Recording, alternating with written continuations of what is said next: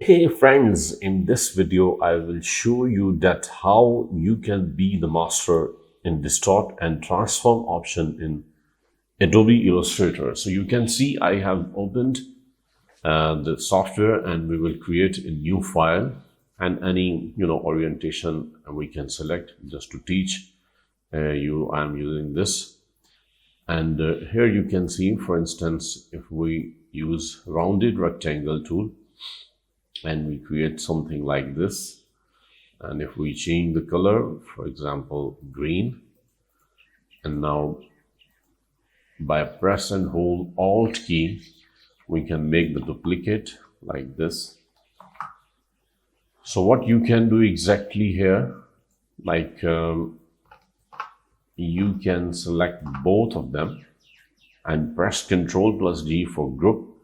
So once they are grouped, you can go to the effect and distort and transform option and go to transform, and here you can apply 75% horizontal and vertical also 75%, and here you can select like copies, for example 10 copies, and angle of rotation, for example you can apply 6 degree if you want. See, it looks amazing, and now you can apply OK.